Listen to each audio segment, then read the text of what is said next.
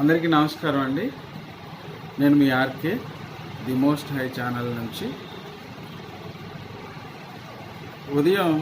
ఈరోజు ఉదయం ఏదైతే మన ఒంగోలు నుంచి మార్కాపురం మార్గం మధ్యలో జరిగినటువంటి బస్సు ప్రమాదంలో చనిపోయినటువంటి మృతులకి ఆ భగవంతుడు ఆత్మశాంతి చేకూరాలని ప్రార్థిస్తూ, వారి కుటుంబాలకు కూడా మా ఛానల్ తరఫున నా తరఫున ప్రగాఢ సానుభూతిని తెలియజేస్తూ, వారందరినీ ఆ భగవంతుడు వారి హృదయాల్ని ఆదరించాలని, వారికి మనోధైర్యాన్ని ఇవ్వాలని భగవంతుడిని ప్రార్థిస్తూ, ఇలాగ ప్రమాదాలు జరిగిన ప్రతిసారి మనం ఏదో కొంతసేపు మాట్లాడుకొని కొన్ని విషయాలను చర్చించుకొని వాటిని మర్చిపోతూ ఉన్నాం. ఇది మనకు కూడా అలవాటు అయిపోయింది. అయితే ప్రమాదాలను ఎవరు ఆపలేం, కానీ కనీసం జాగ్రత్తలు తీసుకుంటే కొంతవరకు అరికట్టవచ్చు అనేది మా భావన. ఎవరైతే ప్రభుత్వాధికారులు ఈ రోడ్ అండ్ ట్రాన్స్పోర్టేషన్ విభాగంలో ఆర్టీఓ పరిశ్రమ ఏదైతే ఉందో, వ్యవస్థ ఏదైతే ఉందో, వారు ఇంకొంచెం జాగ్రత్త వహించి ఇలాంటి కాలం చెల్లిన బస్సులని, కండిషన్లో లేనటువంటి వాహనాలని సీజ్ చేసి వాటిని పూర్తిగా షెడ్యూల్లో పెట్టిస్తే తప్ప ఈ ప్రమాదాలని అరికట్టడం అనేది దాదాపు అసాధ్యం. కాబట్టి దయచేసి ప్రభుత్వాధికారులు ఎవరైతే ఉన్నారో వారు కొంచెం పెద్ద మనసు చేసుకొని వారి యొక్క తనిఖీల్లో ఎలాంటి వాహనాలు ఎదురుపడినప్పుడు ఎలాంటి ప్రలోభాలకు తావివ్వకుండా, ఎలాంటి రాజకీయ ఒత్తిళ్లకు తలగకుండా వాళ్ళు వారి యొక్క ఉద్యోగ ధర్మాన్ని సక్రమంగా నిర్వహిస్తే ఖచ్చితంగా ఈ విధమైనటువంటి ప్రమాదాలను కొంతవరకైనా అరికట్టవచ్చు. పూర్తిగా అరికట్టడం ఎవరి వల్ల కాదు, ఎందుకంటే ప్రమాదం అనేది ఎవరికి చెప్పరాదు. కాబట్టి ఎవరి వల్ల పూర్తిగా సాధ్యం కాదు, కానీ సాధ్యమైనంత వరకు అరికట్టేటువంటి అవకాశం ఉంది. కాబట్టి ఎవరైతే ప్రభుత్వాధికారులు ఉన్నారో దయచేసి పెద్ద మనసు చేసుకుని ఇక మీదటైనా ఇట్లాంటి సంఘటనలు పునరావృతం కాకుండా తగిన చర్యలు తీసుకోవాలని మా ఛానల్ తరఫున, వ్యక్తిగతంగా ఈ సమాజం తరఫున మీకు విన్నపిస్తున్నాను. అయితే ఈరోజు ఇంకొన్ని విషయాలు మీతో మాట్లాడాలని నేను ఆశపడుతున్నాను. ఈ సమాజంలో ప్రశ్నించేదానికి, ప్రతిదాన్ని సమస్యలను ఎత్తి చూపేదానికి చాలామంది జ్ఞానవంతులు ముందుకొచ్చారు. వారి యొక్క పోరాటాన్ని, వాళ్ళ ప్రశ్నలని కొనసాగిస్తూ ఉన్నారు. వారందరికీ కూడా వ్యక్తిగతంగా నా తరపున ధన్యవాదాలు. అయితే అంతసేపు ప్రశ్నలను సంధించడమే కాకుండా, ప్రభుత్వం వైపు ఏలెత్తి చూపించడమే కాకుండా, సామాజికంగా సమాజంలో ఉన్నటువంటి వ్యక్తులుగా మనలో ప్రతి ఒక్కరికి కొన్ని బాధ్యతలు ఉంటాయి. ప్రాథమిక హక్కులు ఎలాగైతే రాజ్యాంగం మనకి ఇచ్చిందో, ప్రాథమిక విధులను కూడా రాజ్యాంగం మనకు కొన్ని అప్పగించింది. కాబట్టి హక్కులను అనుభవించడమే కాకుండా విధులను కూడా మనం నిర్వర్తించాలి. విధులు అంటే ఫర్ ఎగ్జాంపుల్, ఒక రైలు ఎక్కినప్పుడు టికెట్ తీసుకోవడం అనేది రూల్. అది దాన్ని ఎవరో మనం చెప్పక్కర్లేదు. టికెట్ లేని ప్రయాణం నేరం అని మనకు తెలుసు కదండి. టీసీ దొరికామంటే ఫైన్ వేస్తాం. అది విధి మన ఇది. అలాగే మన పట్టణాలని, మన రోడ్లని, మన పరిసరాలను శుభ్రంగా ఉంచుకోవాల్సింది కూడా మన విధే. మన ఇంట్లో వచ్చి ప్రభుత్వం వచ్చి ఊడిపించదు. మన చుట్టుపక్కల పరిసరాలు ప్రభుత్వం వచ్చి శుభ్రం చేయవచ్చు. చాలామంది మన సమాజంలో నేను గమనిస్తూ ఉన్న అంశం ఏంటంటే, బస్సుల్లోనూ మరి ముఖ్యంగా ట్రైన్స్లో కూడా నేను చూస్తుంది ఏంటంటే, వాళ్ళు ఏదైనా తినుబండారాలు తెచ్చుకున్నప్పుడు తినేసి ట్రైన్లో వాడేస్తారు, బస్సులో వాడేస్తారు. ఏమండి, బాధ్యత తిన్నది దాన్ని ఏదన్నా ప్యాకెట్లో పెట్టుకుని ఒక కవర్లో పెట్టుకుని బయటికి వెళ్ళాక ఏ చెత్త కొట్లో వేయాలండి. అది మినిమం మన బాధ్యత. అక్కడ పాడేస్తే ఎవరండి దాన్ని క్లీన్ చేసేది? అంటే నేను ఎగ్జాంపుల్ చెప్తున్నాను, ఇవే పెద్ద సమస్యలని కాదు, ఎగ్జాంపుల్ చెప్తాను. అంటే మనలో ఉన్న నిర్లక్ష్యం కూడా నేను చెప్తా ఉన్నాను. అంతసేపు ప్రభుత్వాలు చేయలేదు, ఆ దేశ ప్రధాని ఇలా మన ప్రధాని ఇలా చేయలేదు, మన ముఖ్యమంత్రి ఇలా చేస్తారండి. వాళ్ళ పరిధిలో వాళ్ళకున్న అవకాశాలను బట్టి వాళ్ళు చేయగలిగినటువంటి ప్రతి అంశాన్ని ఏ ప్రభుత్వం ఉన్నా ఖచ్చితంగా చేస్తూ ఉంది. ఇర్రెస్పెక్టివ్ ఆఫ్ ది పాలిటిక్స్ మనం మాట్లాడుకున్న ప్రతి పార్టీ వారికి వచ్చినటువంటి పదవీ కాలంలో చేయగలిగిన మంచి పనులు ప్రతి ఒక్కళ్ళు చేస్తారండి. చేయడానికి కదా వాళ్ళు వచ్చింది. సో వెనకాల పరిస్థితులు ఎలాగున్నా ఖచ్చితంగా అయితే రాజ్యాంగ ప్రకారం పరిపాలిస్తున్నప్పుడు వాళ్ళు చేయవలసినవి చేస్తున్నారు. మనం అలా మాట్లాడుకుంటూ ఉంటే మన రాజకీయాల్లో వెళ్తుంది కాకుండా ప్రభుత్వాలు ఖచ్చితంగా వాటి బాధ్యత నిర్వహిస్తూ ఉన్నాయి. ఏ పార్టీ వచ్చినా దాంట్లో ఏ సందేహం లేదు. అలాగే సమాజంలో మనం కూడా మన వంతు బాధ్యత మనము నిర్వర్తించాలి, ప్రతి ఒక్కరూ నిర్వర్తించాలి. ఫర్ ఎగ్జాంపుల్, చదువుకునే వయసులో ఉన్న పిల్లలు స్కూల్కి వెళ్ళి చదువుకోవాల్సిన బాధ్యత వాళ్ళది, వాళ్ళని పంపించవలసిన బాధ్యత తల్లిదండ్రులు. మీరు స్కూల్కి పంపించకుండా మేము మా పిల్లల్ని పనులకు పంపిస్తాము అంటే దానికి ఎవరు బాధ్యులు? అక్కడికి ప్రభుత్వ అధికారులు ఇంటింటికి తిరిగి, ఆ టీచర్స్ అయితే దారుణం అండి. ప్రభుత్వ ఉపాధ్యాయులు అయితే ఒకప్పుడు స్కూల్లో కూర్చుని హాయిగా పాఠాలు చెప్పుకునేటువంటి టీచర్స్ ఇప్పుడు అడ్మిషన్స్ కోసం తిప్పలు పడుతున్న పరిస్థితులు కూడా మనం చూస్తాము. కానీ ప్రధాన కారణం మన నిర్లక్ష్యం అండి, సమాజ నిర్లక్ష్యం. ప్రతి పిల్లాడు చదువుకోవాలి, అది వాడి హక్కు. పంపించాల్సిన బాధ్యత తల్లిదండ్రులది. దీనికి ఎవరండి మీ చుట్టూరు తిరిగి బ్రతిమాలాల్సిన పని ఏంటండి? అర్థం చేసుకోవాలి. సమాజం కూడా ప్రతిదానికి ఎదటివాడి వైపు వేలెత్తి చూపడం కాదు, మనం ప్రశ్నించుకోవాలి. అప్పుడు సమాధానాలు దొరుకుతాయి. సో ఈ ఛానల్ మేము మొదలుపెట్టడానికి కారణం కూడా అదే. ది మోస్ట్ హై అని ఈ ఛానల్ మేము ప్రారంభించడానికి కారణం ఏంటంటే, ఇప్పటి వరకు చాలామంది మహానుభావులు, తెలివైన వారు, లేదంటే ఈ సమాజాన్ని ఎంతో కొంత గాడిని పెట్టాలి, మెరుగుపరచాలని ఎంతోమంది మేధావులు, సామాజికవేత్తలు అనాదిగా ప్రయత్నిస్తూ ఉన్నారు. నేటికి కూడా చాలామంది సామాజికవేత్తలు, సమాజం పట్ల ఆసక్తి ఉన్నటువంటి విద్యావేత్తలు ప్రయత్నం చేస్తూనే ఉన్నారు. వారందరికీ కూడా నా ఛానల్ తరపున, అలాగే నా తరపున వ్యక్తిగతంగా వారందరికీ ధన్యవాదాలు.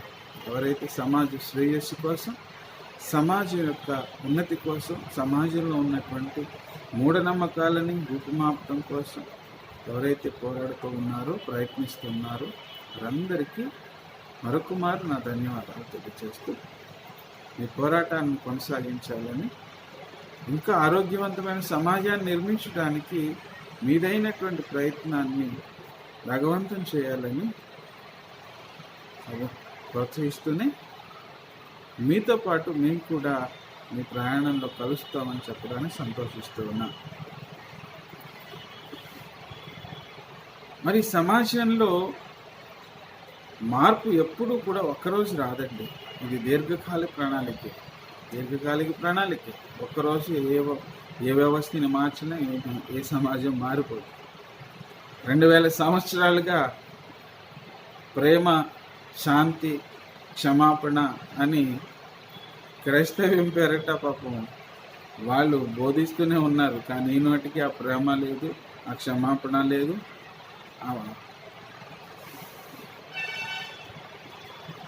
మార్పు అనేది ఏది లేదండి.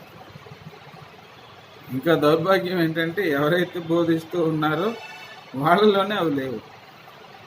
సో ఎందుకు చెప్తూ ఉన్నానంటే, ఈ సమాజంలో చాలా రుగ్మతలు ఉన్నాయి. ముఖ్యంగా మన భారతదేశంలో ప్రధానంగా ఉన్నటువంటి 2 రుగ్మతలు ఏంటంటే, మొదటిది కుల వ్యవస్థ, రెండోది మత వ్యవస్థ. ఈ 2 సమాజాన్ని చాలా తీవ్రమైన సంక్షోభంలోకి నెట్టేస్తూ ఉంది. మరి ముఖ్యంగా మన దేశ భవిష్యత్తును అంధకారం వైపు నెట్టేస్తాయేమోనన్నంత భయంకరమైనటువంటి స్థితిలో ఇవి తారస్థాయికి వచ్చేస్తూ ఉన్నాయి రోజు రోజుకి. ఇలాంటి పరిస్థితుల్లో సమాజం పట్ల, సమాజ అభివృద్ధి పట్ల ఆకాంక్ష ఉన్న ప్రతి ఒక్కరికి నా విన్నపం ఏంటంటే, వీటి మీద మీకున్నటువంటి జ్ఞానాన్ని, మీకున్నటువంటి ఛాయశక్తులన్నిటినీ ఉపయోగించి కొంచెం వీటిని తరిమి కొట్టేటువంటి ప్రణాళికలో మీరు ముందుండమని మా ప్రార్థన. ఎందుకంటే కులం, మనం ఎన్ని మాట్లాడుకున్నా కులం చాలా ప్రాముఖ్యమైనటువంటి అంశం మన దేశంలో. ఏది చేయాలన్నా మొట్టమొదట వచ్చేటువంటి అంశం నువ్వు ఏ కులస్తుడివి, ఏ కులానికి చెందిన. చాలామంది దీన్ని ఒకవేళ అంగీకరించకపోయినా అబ్బాయి లేదండి దేశంలో అలాంటివి లేవు, ఒకప్పుడు ఉండే ఇప్పుడు లేవు అన్నా కూడా, మేడి పండి చూడ మేలు మయ్యుండు పటవిపు చూడ పురుగులుండు అని మన దేశంలో ఎంతమంది రాజకీయ నాయకులు, ఎంతమంది సామాజికవేత్తలు, మరెంతమంది విజ్ఞానవేత్తలు ఎన్ని విషయాలు చెప్పినా అంతర్లీనంగా వారు వ్యక్తిగత విషయాలకు, వ్యక్తిగత పరిస్థితులకు వచ్చేసరికి మొదటి ప్రాధాన్యత అంశం కులం. దీనిలో ఏమాత్రం సందేహం లేదు. నీ కులాన్ని బట్టే నీ యొక్క స్థితి, నీ యొక్క గతి ఈ సమాజంలో నిర్ధారించబడుతూ ఉంటుంది. అందులో సందేహం లేదు. రెండవది మతం. ఇది మరీ భయంకరంగా తయారైంది. సమాజాన్ని భ్రష్టు పట్టిస్తూ దేశాన్ని ఇంకొక 40 సంవత్సరాల వెనక్కి నెట్టేటువంటి ప్రయత్నంలో ఈ మతం కూడా చాలా ప్రాముఖ్యమైన పాత్ర పోషిస్తూ ఉంది. మరి ముఖ్యంగా యువత మీద ఇప్పుడు ఎక్కువ ప్రభావం చూపుతున్న అంశం కూడా ఇది. ఏ సినిమా యాక్టర్ల వెనకాలో ఏ అభిమానులుగాను తిరుగుతామని, ఏ రాజకీయ పార్టీల వెనకాల జెండాలు పెట్టి తిరిగేవాళ్ళు చాలా తక్కువ మంది. కానీ చిన్నప్పటి నుంచి ఉగ్గుపాలతో వారి యొక్క తల్లిదండ్రులు కానీ, కుటుంబాలు కానీ, ఈ వ్యవస్థ కానీ నేర్పిస్తున్నటువంటి ప్రమాదకరమైనటువంటి విషయం ఏంటంటే మతం. మనం ఈ మతస్థులు, మన దేవుడు ఈయన, మన ఆచారాలు ఇవి, మన పరిస్థితులు ఇవి, మనం పలానాడితో ఉండకూడదు, పలానాడితో తిరగకూడదు, ఇది ఎదుటివాడు మనకంటే తక్కువవాడు, నీచుడు, వాడు మతం మనకంటే హీనం, ఇవి నేర్పుతున్నారు. ఏంటండి దేనికి ఉపయోగం అండి ఈ మతాలు? నేను ముందే చెప్పాను, ఈ మతాలన్నీ పెద్ద మూఢనమ్మకాలు. దేవుడు మనుషుల్ని సృష్టించాడు కానీ మతాలను సృష్టించలేదు. దేవుడు ఏ మతానికి సృష్టికర్త కాదండి. ఏ మతాన్ని ఆయన తయారు చేయలేదు, ఏ మతాన్ని ఆయన ప్రోత్సహించలేదు, ఏ మతాన్ని ఆయన సృష్టించలేదండి. మనిషిని మాత్రమే సృష్టించాడు. మనిషిని మాత్రమే సృష్టించాడు. మనిషి మతాన్ని దేవుడు సృష్టించలేదు. మనిషి మతాన్ని తయారు చేసుకున్నాడు. ఆ మతం ముసుగులో సమాజాన్ని దోసుకుంటూ ఉన్నారు తెలివైన వాళ్ళు. కొంతమంది తెలివి తక్కువ ఉన్న జనాంగాన్ని దోచుకుంటూ ఉన్నారు మతం ముసుగులో. ఒక విధంగా చెప్పాలంటే నేను చెప్పాను కదండి, రానున్న దినాల్లో ఖచ్చితంగా వాటి మీద కూడా నేను మాట్లాడతాను. ఖచ్చితమైన సమాచారంతో, నాకున్నటువంటి విషయ పరిజ్ఞానంలో ఖచ్చితంగా ఈ మత వ్యవస్థల మీద నాదైన పోరాటం జరిగిస్తాను. ఇది ఖచ్చితంగా జరుగుతాం. ఎవరు చూసినా చూడకపోయినా, ఎవరు ప్రోత్సహించకపోయినా నాకు వచ్చే నష్టము లేదు. మీరు ప్రోత్సహించేసి నా వెనకాల ఉన్నంత మాత్రాన నాకేమి వచ్చేది లేదు. కానీ నా వంతు ప్రయత్నం ఈ సమాజం కోసం, సమాజ శ్రేయస్సు కోసం నా వంతు ప్రయత్నం అయితే నేను ఖచ్చితంగా చేస్తాను. ఎందుకంటే ఈ సమాజ శ్రేయస్సు కోరి సమాజాన్ని ముందుకు నడిపించాలని ఎన్నో ఆలోచనలు చేసి ఆర్థికంగా, సామాజికంగా ఎన్నో నష్టపోయి ఈరోజు అజ్ఞాతంలో ఉండవలసిన పరిస్థితి కూడా వచ్చినప్పటికీ కూడా ఏ రోజు నేను భయపడలేదు. ఎందుకంటే ఎప్పుడు నేను తప్పు చేయలేదు, తప్పు చేయం, తప్పును ప్రోత్సహించాం. రాజ్యాంగాన్ని గౌరవిస్తాం, రాజ్యాంగానుసారమే మా పనులైన, మా ప్రణాళికలను చేస్తాం. సరే, ఎందుకు ఈ విషయాలని చెప్తూ ఉన్నానంటే, మతం చాలా విచ్చలవిడిగా తన జడలు విప్పి సమాజాన్ని పాడు చేస్తూ ఉంది. మతం అంటే ఒక మతం కాదు, అన్ని మతాలు. దీనిలో ఏది కాదు అనర్హం జనాలను పాడు చేయడానికి, వారి హృదయాలను పాడు చేయడానికి, ప్రజల మధ్య ఉన్న ఐక్యతను చెడగొట్టడానికి. కాబట్టి ఖచ్చితంగా ఈ మతాలకు దూరంగా ఉండండి. యువతకు నేను చెప్పేటువంటి విన్నపం, నా రిక్వెస్ట్ ఏంటంటే, మన భారతదేశ యువతకు ఈ మతాలకు దూరంగా ఉండండి. ఈ కులాలను మీ మనసుల్లో నుంచి తీసేయండి. ఈ కులము అనేటువంటి గజ్జిని విడిచిపెట్టండి. దౌర్భాగ్యం ఏంటంటే, మన విద్యార్థులు కానీ, మన దేశస్తులు, మన భారతీయులు విదేశాల్లో వెళ్ళినప్పటికీ, అక్కడ స్థిరపడినప్పటికీ, కనీసం అక్కడ చదువుకుంటున్నప్పటికీ కూడా ఈ కుల గజ్జి పోవట్లేదు వాళ్ళ హృదయాల్లో నుంచి, వాళ్ళ ఆలోచనలో నుంచి. అక్కడికి వెళ్ళినా ఇదే పరిస్థితి. మారండి, మీరు ఎక్కడికి వెళ్ళినా మారండి. ఏం చేసుకుంటారండి ఆ కులంతో? ఇప్పుడు సమాజంలో వాడు మంచోడా చెడ్డోడా, వాడు జ్ఞానం ఉన్నవాడా జ్ఞానం లేనివాడా, వాడు సత్ప్రవర్తన కలిగినవాడా దుర్మార్గుడా, ఇవి చూడండి. అంతవరకు తప్ప ఈ కులాన్ని మతాలని చూసి ఇవి నెత్తిన పెట్టుకొని ఏం సాధిద్దాం అనుకుంటున్నారండి? నాకు అర్థం కాదు. సరే, ప్రశ్నించేదానికి చాలామంది ఉన్నారు. ప్రశ్నించడం మన పని కాదు, కానీ సమాధానాలు వెతికేటువంటి కార్యక్రమం అయితే మనం ఖచ్చితంగా చేద్దామండి. ఏం చేస్తే మన బిడ్డలు బాగుంటారు, ఏం చేస్తే ఈ సమాజానికి మనం ఉపయోగపడగలం, ఏది చేస్తే మన జీవితాలను మరింత మెరుగుపరుచుకోగలం అనేటువంటి అంశాలను గూర్చి నేను మీతో పంచుకోవాలని ఆశపడుతూ ఉన్నాను. మీకు ఆసక్తి ఉంటే, ఇది బోర్ కొట్టిస్తున్నాడు అనుకోకుండా, రాబోయేటువంటి వీడియోస్లో నేను ఖచ్చితంగా ద మోస్ట్ హై అనేటువంటి ఛానల్ ద్వారా మన బిడ్డల భవిష్యత్ నిర్మాణం ఏ విధంగా చేసుకోవాలి, మన కుటుంబాలను ఏ విధంగా మనం సన్మార్గంలో లేదంటే ఉన్నత స్థితిలో నిలుపుకోవాలి, ఏం చేస్తే మన భవిష్యత్తుని మనం భద్రంగా కాపాడుకోగలం,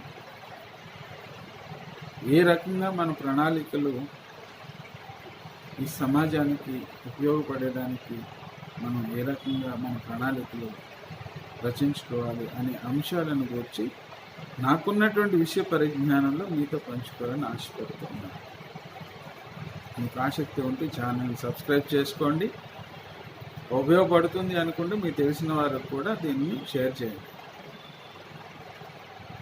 లేదనుకోండి పక్కన పెట్టండి, దానివల్ల వచ్చే నష్టం ఏమీ లేదు. ఏమండి, ఖచ్చితంగా నేను మరుసటి వీడియోలో మన బిడ్డల యొక్క విద్య అభివృద్ధి, వారి యొక్క జీవిత నిర్మాణం, లేదంటే వారిని ఏ రకంగా మనం సరి చేసుకోవాలి, వారిని ఏ రకంగా నడిపించుకోవాలి అనే అంశాలను చెప్తూనే మనకున్నటువంటి మార్గాలు, పరిష్కార మార్గాలు ఏమున్నాయో వాటిని కూడా మీకు నేను చెప్పడానికి ప్రయత్నం చేస్తాను. దయచేసి రాబోయేటువంటి వీడియోలో మళ్ళీ మనం కలుద్దాం. ఇప్పటికీ చాలా లెంగ్త్ అవుతుంది కనుక ఈరోజు మీకు నేను ప్రధానంగా చెప్పినటువంటి అంశాలు ఏంటి అంటే, మతాల వెనక పడకండి, ఇవి మన సమాజాన్ని భ్రష్టు పట్టిస్తాయి. కులాలను మీ హృదయాల నుంచి తీసేయండి, దానివల్ల మనకి ఏ విధంగా ఉపయోగం లేదు. మనందరం సమిష్టిగా కష్టపడితే మన దేశాన్ని అభివృద్ధి చేసుకోవచ్చు. ఒకరు కలిసి ఒక చేయి కలుపుకొని ముందుకెళ్తే బలమైనటువంటి ఆర్థిక వ్యవస్థగా మన దేశాన్ని ప్రపంచంలో అగ్రస్థానంలో నిలుపుకోవచ్చు. మనకంటే వెనకాలే స్వతంత్రం సంపాదించుకున్న చైనా ఈరోజు అగ్రరాజ్యమైనటువంటి అమెరికాతో పోటీ పడుతుంటే, మనం ఇంకా మతాలని భజన చేసుకుంటూ ఇంకా ఎక్కడో ఉన్నామండి. అభివృద్ధి చెందుతూ ఉన్న జాబితాలోనే ఉన్నాం, అభివృద్ధి చెందుతూ ఉన్న దేశాల జాబితాలోనే ఉన్నాం. గత 20 ఏళ్ళుగా అదే జాబితాలో ఉన్నాం. అభివృద్ధి మాత్రం చెందలేదు. పేదవాడు ఇంకా పేదవాడిగానే ఉన్నాడు, ధనవంతుడు ఇంకా ధనవంతుడు అవుతూనే ఉన్నాడు. ఒకప్పుడు వేసుకోవడానికి నాకు బట్టలు లేవు, చిరిగిపోని లింగితో వచ్చాను, చిన్న గదిలో అద్దెకుంటున్నాను అని చెప్పిన ఒక మత ప్రవక్త నాకు బాగా గుర్తు. ఈ విషయంలో ఈ సందర్భంలో మీకు చెప్పడం అవసరమేమని చెప్తా ఉన్నాను. నేను ఇంటర్మీడియట్ చదువుకుంటున్నటువంటి రోజుల్లో బ్లాక్ అండ్ వైట్ టీవీలో నేను ఆయన సాక్ష్యం విన్నాను. నాకు వేసుకోవడానికి బట్టలు కూడా లేవు, నా భార్యకి బట్టలు లేవు, చిన్న గదిలో ఉన్నాము, నేను ఆర్టీసీ బస్సులో ఎక్కి పాంప్లెట్లు పంచుతూ ఉన్నాను, స్టూడియోకి వాకింగ్ చెప్పడానికి వెళ్ళడానికి నేను అద్దెకి సూట్ తీసుకుని వెళ్ళి వాకింగ్ చెప్పానని చెప్పుకొచ్చాడు ఒక వ్యక్తి. అది టెలికాస్ట్ అయిందండి, నేనేం కట్టుకథలు చెప్పట్లేదు. అలా చెప్పినటువంటి వ్యక్తి ఈ 20 సంవత్సరాల కాలంలో బిలియనియర్ అయ్యాడు. ఆయన ఏమైనా వ్యాపారాలు చేశాడా, ఉద్యోగం చేశాడా, దేశ సేవ చేశాడా అంటే ఏం లేదు. మతాన్ని ప్రచారం చేశాడు, మతాన్నే ప్రచారం చేశాడు. చేసి ఆ మాటల ద్వారా ఈ పిచ్చి ప్రజల దగ్గర నుంచి ఆయన సంపాదించింది కొన్ని $1 మిలియన్ అండి. ఈరోజు ఆయన ఎవరో కాదు, నన్ను other than doctor Satish Kumar. Doctor, మరి ఏ డాక్టర్ అని నాకు తెలియదు. ఇక్కడ దాచుకోవడానికి డబ్బులు సరిపోవట్లేదని స్విస్ అకౌంట్లు కూడా తెరిచి ఈవెన్ విదేశాల్లో కూడా ఆయన ఇన్వెస్ట్మెంట్స్ చేస్తున్నారు. మరి ఇలాంటి దొంగలు మతం ముసుగులో రూపాయి ట్యాక్స్ కట్టరండి, రూపాయి ట్యాక్స్ కట్టరండి. మన దేశంలో రైతుకు మాత్రమే ఆదాయ పన్ను నుంచి మినహాయింపు ఉందండి. ఎందుకంటే దేశంలో మనకు రైతుకు ఎందుకు లేదంటే ఆయనే మనకు అన్నం పెట్టే దాత కనుక ఓన్లీ ఒక రైతుకు మాత్రమే పన్ను మినహాయింపు ఉంది. వాళ్ళతో పాటు దౌర్భాగ్యం ఏంటంటే వీళ్ళకు కూడా ఉంది. ఎన్ని కోట్లు వచ్చినా రూపాయి ట్యాక్స్ కట్టరు. వాళ్ళు చేసేది ఏముండదు సమాజానికి. ఆఖరికి అంతా ఉన్నా కూడా ఈ రోజుకి పేదవాడి యొక్క ఆ ప్లేట్లో నుంచి ఎంతో కొంత వాళ్ళకి ఇస్తే కానీ వాళ్ళకి తృప్తి. సరే, నేను ఆయన విమర్శించాలని కాదు కానీ విషయం చెప్తాను. ఎందుకంటే నేను వ్యక్తిగతంగా నేను చూసిన వ్యక్తి. నేను ఇంటర్మీడియట్ చదువుతున్న సమయంలో అతనికి ఏమీ లేదు. అతనే చెప్పాడు, నేను అద్దె షూట్ తీసుకుని వాకింగ్ చెప్పడానికి స్టూడియోకి వెళ్ళాను. ఇవాళ మరి ఆయన ఆ రోజు అద్దెకి తీసుకున్న సూట్ మొదలెట్టి ఈరోజు ఎన్ని సూట్లు వేసుకున్నాడో మీకే తెలుసు, నేనేం చెప్పాలి. అలాగని ఇప్పుడు నా మీద పడి ఆ కలవరి చచ్చేవాళ్ళందరూ నా మీద పడి ఆడకండి. ఎందుకంటే మీ ఏడుపులు పెడబబ్బులు నాకు అక్కర్లేదు. మిమ్మల్ని నేనేం అనట్లేదు. మీ ఇష్టం ఉంటే మీ ఇళ్ళన్నీ అమ్ముకొని వెళ్ళి ఆనాడు ఆదిమ అపోస్తులకి ఎలాగైతే విశ్వాసులు పట్టుకెళ్ళి ఆస్తులు అమ్మి ఇచ్చారో అలాగే మీ ఆస్తులన్నీ అమ్మి ఇచ్చుకోండి. నాకేంటి, నాకు పోయేది ఏముంది. మీరు ఇచ్చుకుని నాకేమన్నా పోద్దా? కొన్ని ఆయనకి ఇవ్వకుండా నాకు ఇవ్వమని నేనేమని చెప్తాను. నాకేం అక్కర్లేదు. సో కాబట్టి దయచేసి రాబోయేటువంటి రోజుల్లో ఖచ్చితంగా నేను చాలా విషయాలు మీతో పంచుకుంటాను. వివాదాలకు కాదు, మన పరిష్కారాల కోసం వెతుక్కున్నాం. ఖచ్చితంగా మళ్ళీ కలుగుతాం. అందరికీ నమస్కారం.